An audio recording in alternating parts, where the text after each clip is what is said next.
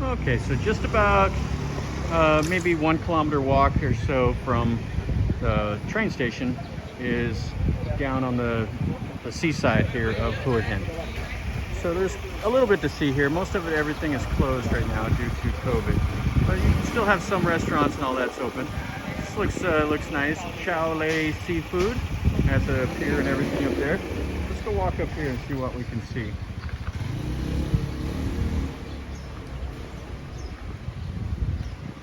Looks like a few businesses that were here before are gone now.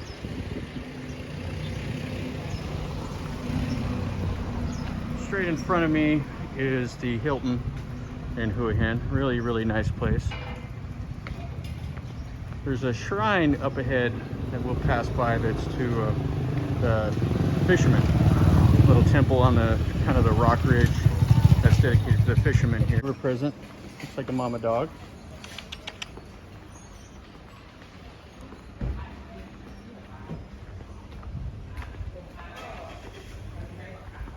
So you can get some gapao. Looks like the prices are not too bad. Some Thai food. Room for rent for 450 baht. Which about, if you think of 500 baht, is about $15. So just a little bit less than $14 for a room with AC.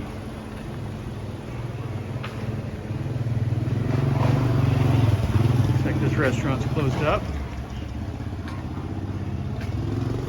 Not sure about the Foulet French and Thai restaurant.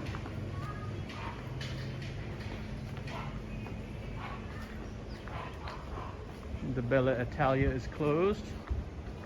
I think that will be a common denominator for most of these restaurants.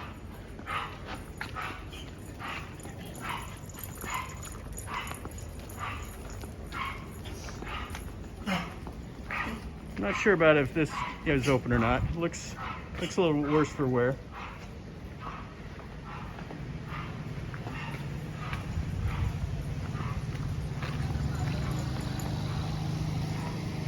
So there's the ocean. See just a little bit of a rainbow on the horizon.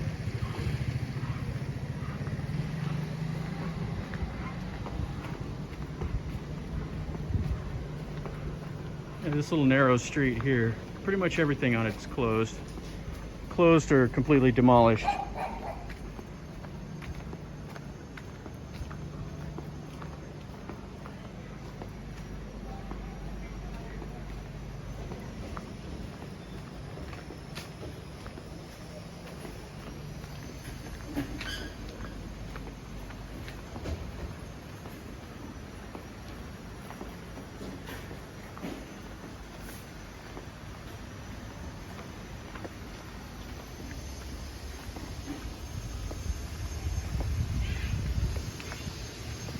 Fishing boats.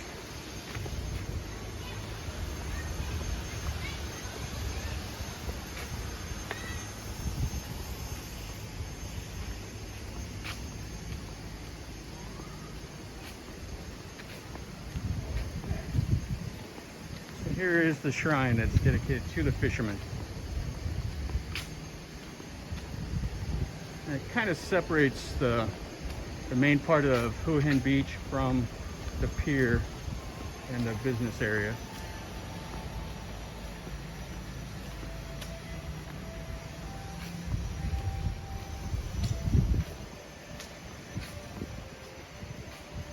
Let's take a look around.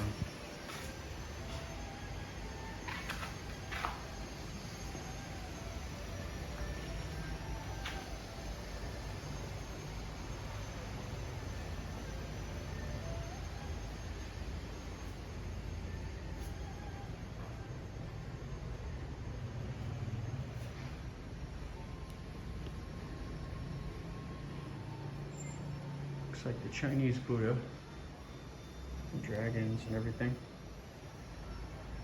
Pretty colorful.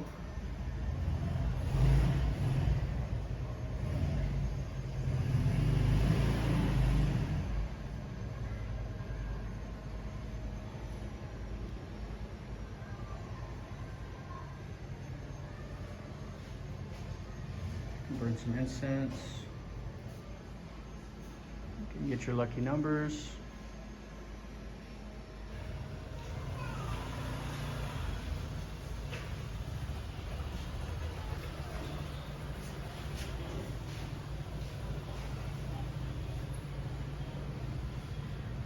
So this is how you shake it out. So you shake out all but one and it'll have a number on it. This one would be number 8. So if that was the last one in there, that would be the number that you go and pull off that wall, and that will tell you your fortune. That's how they do that.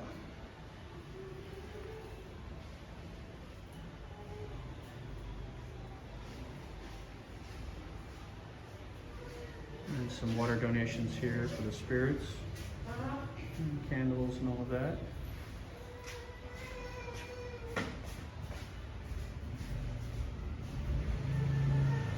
All right, so I would assume that the fishermen that want to come in and make some merit before they go out, come in here and pray for a good catch or a safe voyage. Come in here and pray, and then they would go out onto the water.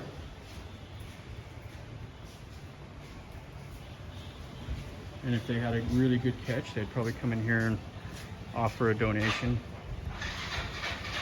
to give thanks.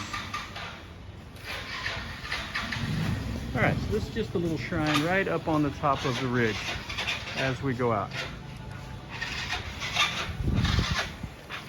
Sounds like he has a starter issue.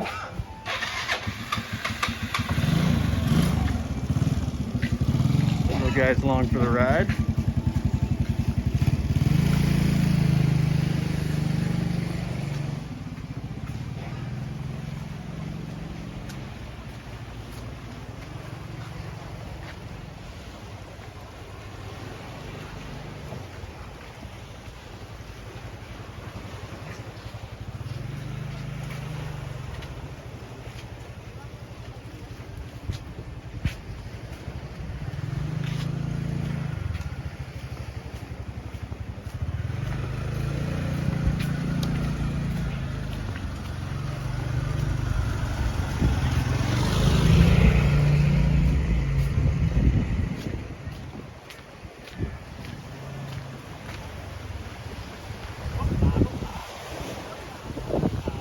Doing some wedding photos.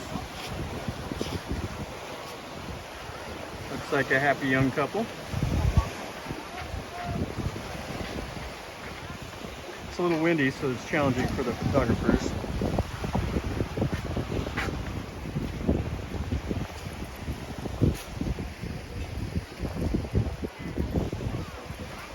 Alright, so here is Hua Hin Beach. Looks like the tide is in. Now when the tide goes out, you'll come out here and you'll see a lot of the Thais that are beachcombing. They will be out here with a little tool digging the clams. And the only place I've seen this in Thailand is here in Hua Hin. You can get a motorcycle, or not a motorcycle, a horse taxi right on the beach.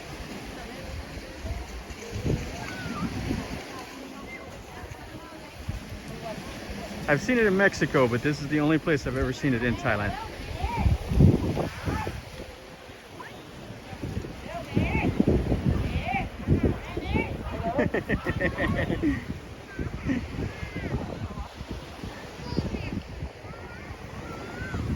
Alright, so here's the entrance to the Hilton. I stayed there one time with my family and it was an incredible room. The 2-bedroom suite we stayed at, and it was bigger than my home. The biggest hotel room I've ever seen.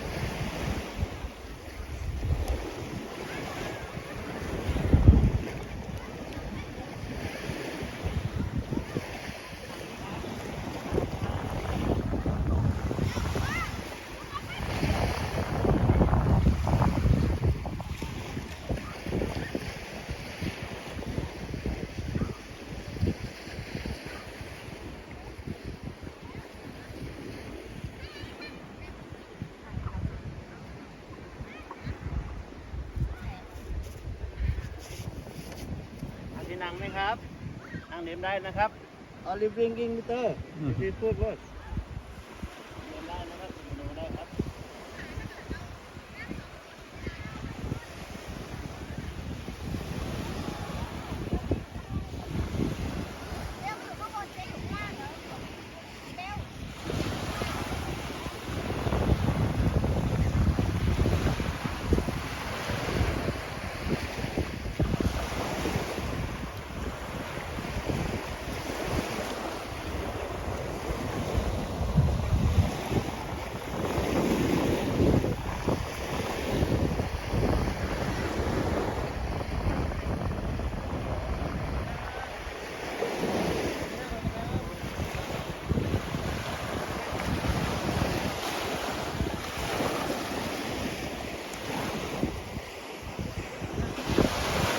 Okay, so looking back over that way, that's where Hua Hin itself is. And if you can see those skyscraper tall buildings down there, that's the part of the beach is further to the north, and it's called Hua Hin.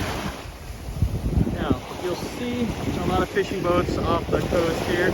You'll also see quite a few of the Royal Navy ships.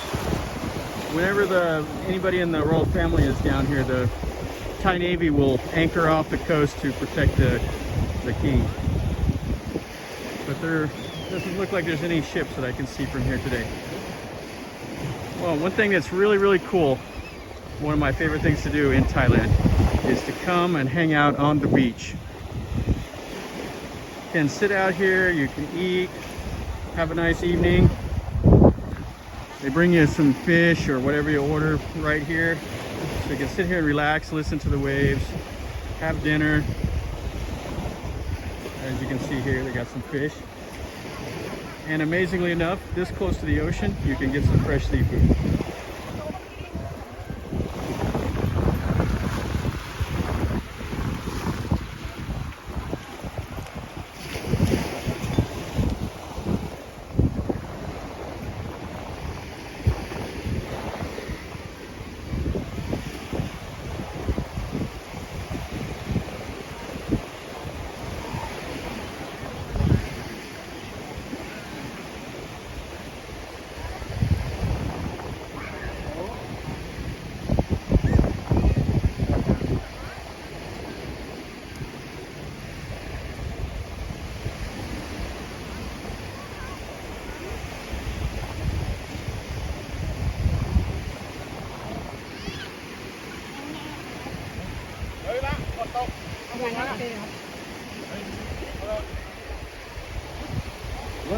Bọc đi cha. ไม่เอากระเป๋าหนึ่งครับ ฝนตกแล้วนะ ไม่เป็นไร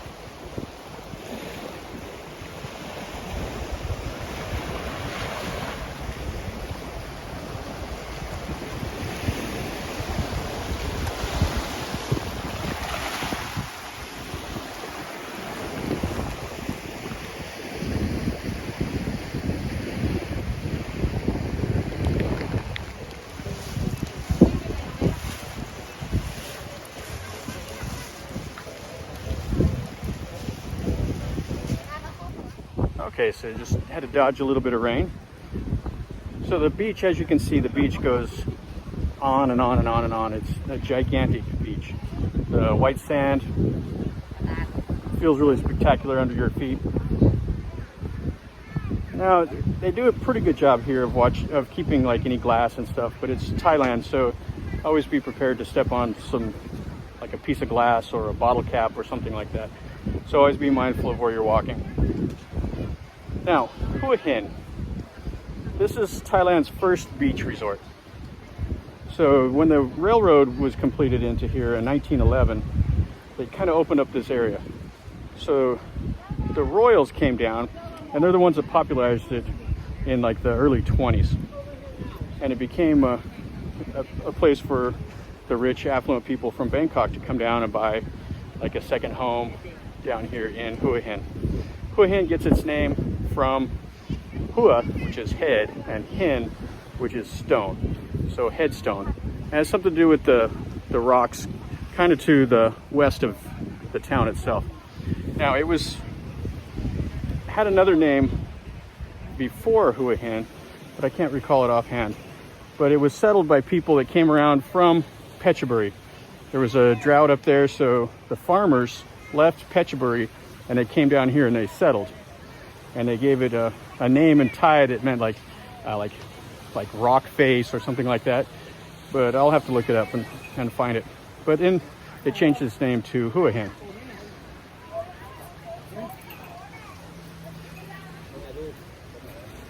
Plenty of horses here.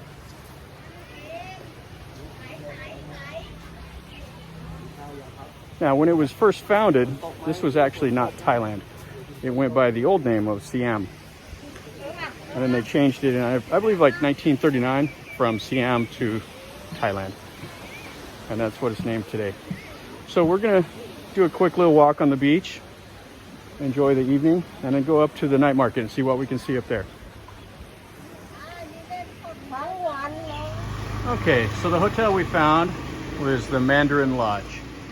And talked to the lady and got the room for 400 baht a night, which is about $12. So with COVID, it's kind of really quiet, but there's quite a few people that are staying here that are staying like longer term. So I think there's probably some people that have been stranded in Thailand for COVID and they're staying here. So let's go take a look at the room.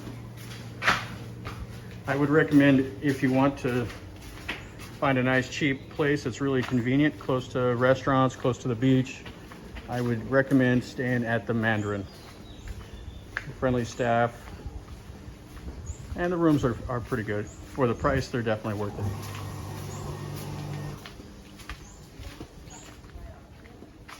Has a pool, doesn't have a pond though, just a pool.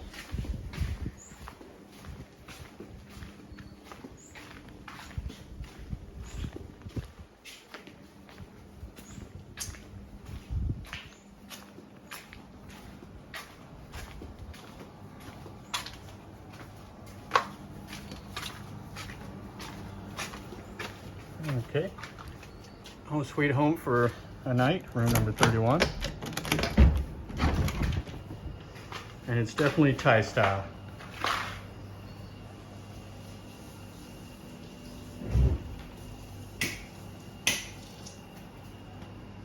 Okay, so let's check out the room, check out the amenities. Fridge, little couch. And the bathroom that you'll always find pretty much like this in Thailand. It'll be just a tile room with a toilet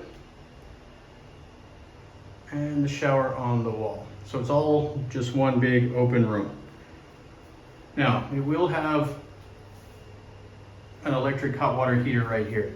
So just turn it on and then it'll heat the water as needed. So there's not a big hot water heater like a tank in Thailand. I've never seen one of those. It's always a inline heater. Okay, and the best part of this room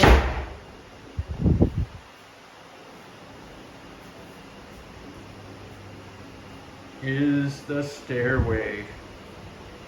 So it has it's a little loft room.